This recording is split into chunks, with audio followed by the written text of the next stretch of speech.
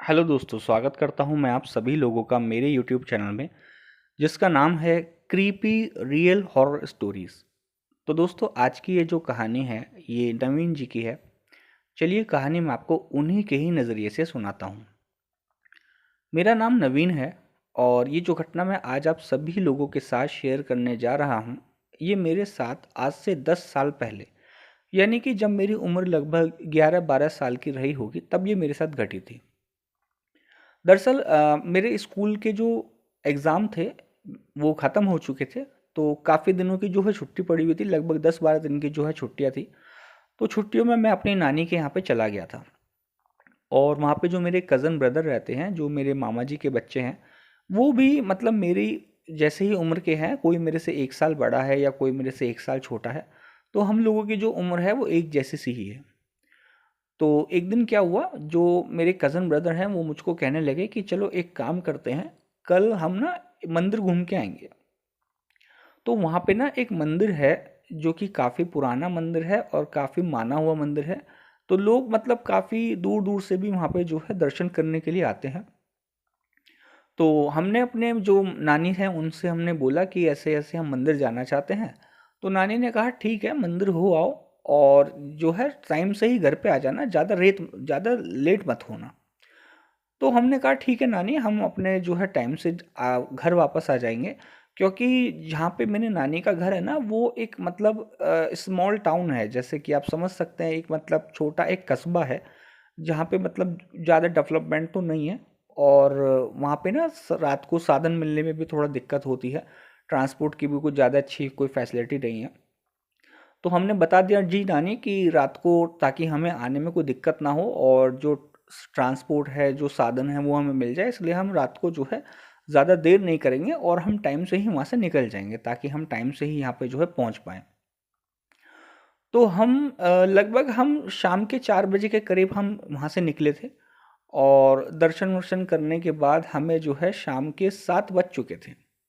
हम दर्शन करके 7 बजे वहाँ से जो है फ्री हो गए थे। तो फिर मेरा जो एक मामा का लड़का है, जो मेरा कज़न ब्रदर है, उसका नाम रोहित है और दूसरे का नाम है पंकज।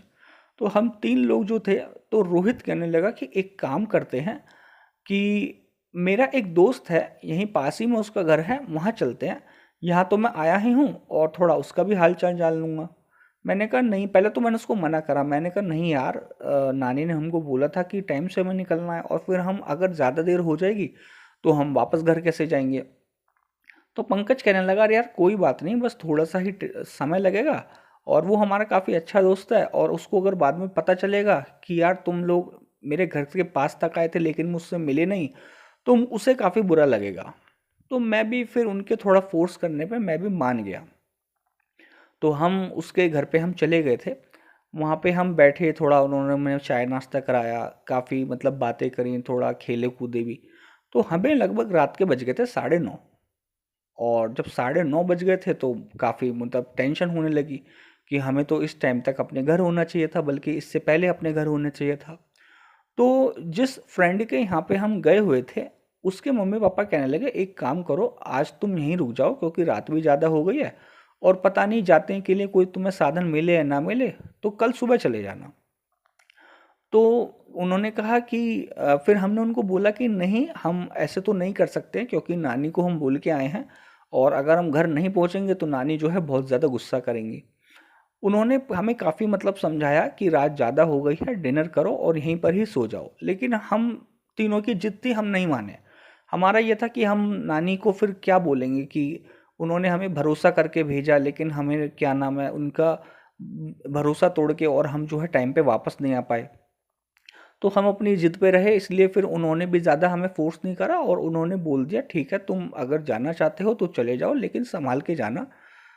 और फिर हम वहाँ से, उनके घर से लगभग 100 मीटर की दूरी पे एक मतलब चौराहा सा था। तो हम वहाँ पे खड़े हुए, तो किसी रिक्शा के वेट में हम खड़े हुए थे।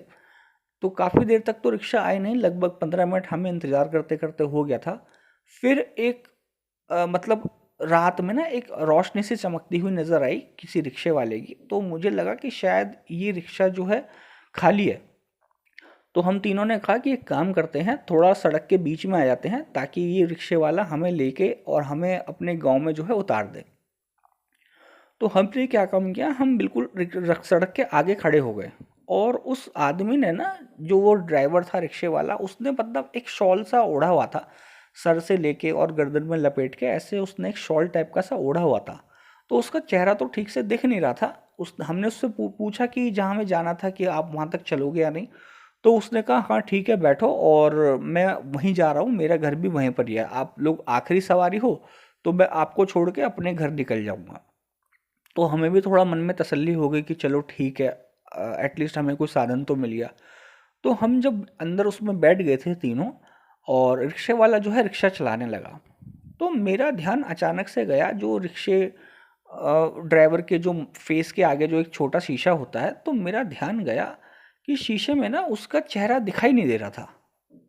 मतलब चेहरे की तरफ एक अंधेरा सा कालापन सा ऐसे दिखाई दे रहा था, ना कोई आंखें दिखाई दे रही थी, मतलब ऐसा लग रहा था जैसे उसका फेस ही ना हो। तो मतलब पहले मुझे लगा कि क्या वाकई में ऐसा है या मेरे को कोई वहम तो नहीं हो रहा। जब मैंने ध्यान से देखा तो वाकई में उसका जो है फेस दिख नहीं रहा था, पता नहीं उसका शायद चेहरा था ही नहीं। तो मैंने क्या काम किया, मेरे बगल में जो पंकज बैठा हुआ था, मैंने पंकज को धीरे से मतलब उंगली से उसको टच करके और उसको इशारे से बताया कि देख शीशे की तरफ देख। तो उसने जब शीशे की तरफ देखा तो वो भी काफ़ी ज़्यादा घबरा गया। तो अब पता नहीं उसको ये बात जो है कैसे पता चली, जो ड्राइवर था उसको महसूस हो गया कि हमने ये देख लिया है कि इनको कुछ शक हुआ है। तो मुझे लग तो रहा था कि ये कोई इंसान तो नहीं है, ये कुछ अलग चीज़ है। तो उसने क्या काम किया, उसने बड़ी उसकी अजीब सी आवाज़ थी, भारी भरकम से उसने बोला कि अगर तुम लोग अपने जान की हिफाजत चाहते हो तो तुम्हारे पास जो ये माला है और ये जो मिठाई है वो फेंक दो।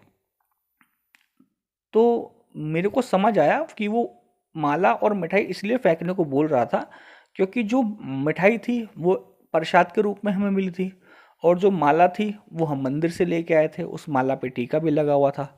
तो शायद वो इसलिए ये बोल रहा था। तो पंकज जो है फेंकने वाला था, मैंने उसको रोका, मैंने उसको मना किया, मैंने कहा नहीं यार इसको नहीं फेंकना है, क्योंकि ये हमें इसलिए फेंकने के लिए बोल रहा है क्योंकि हम मंदिर से आए हैं और ये चीज़ें हम मंदिर से लेके आए हैं। तो अगर हम ये चीज़ फेंक देंगे तो ये हमें नुकसान भी पहुंचा सकता है। तो मैंने क्या काम किया, माला पंकज के हाथ से छीन के और मैंने उसके जो वो ड्राइवर था उसके गर्दन में डाल दी, उसके गले में। अचानक से उसको क्या हुआ, उसने ऑटो रोका और बहुत तेजी से भागता हुआ जंगल की तरफ अंदर में चला गया चिल्लाता हुआ। तो ये नज़ारा देख के, ये जो हमारे साथ हुआ था ये देख के हम काफ़ी ज़्यादा डर गए थे, घबरा गए थे। अब क्योंकि हम घर तक तो पहुँचे नहीं थे, हम बीच रास्ते में थे, और ऐसा भी नहीं है कि हम में से कोई ऑटो चला के घर तक लेके जाए। तो हम पहले तो वहाँ खड़े होकर सोचते रहे कि क्या करें, लेकिन फिर बाद में ये लग रहा था कि कहीं वो इंसान फिर से वापस से आ गया तो कहीं हमें वो नुकसान ना पहुँचा दे।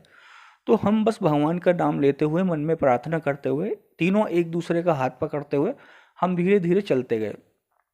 जैसे ही हमारा नानी का घर पास आया, हमने तुरंत तीनों ने हाथ पकड़ के दौड़ लगानी स्टार्ट कर दी, और हम तब तक नहीं रुके जब तक नानी के घर के दरवाजे पर नहीं पहुंच गए। फिर उन्होंने दरवाज़ा खोला और हम तीनों अंदर जाके जो हमारे साथ घटा था वो सारी चीज़ें हमने नानी को बताई। तो नानी ने मतलब हमें डांट भी लगाई कि मैंने इसीलिए तुमको बोला था कि मतलब ज़्यादा लेट मत करना और टाइम से ही अपने घर पे आना।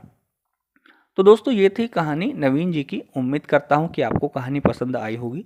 अगर आपको हमारे चैनल पे अपलोड की हुई कहानियाँ पसंद हैं तो आप हमारे चैनल को सब्सक्राइब कीजिएगा, वीडियो को लाइक कीजिएगा, कमेंट कीजिएगा एंड शेयर कीजिएगा। थैंक यू दोस्तों।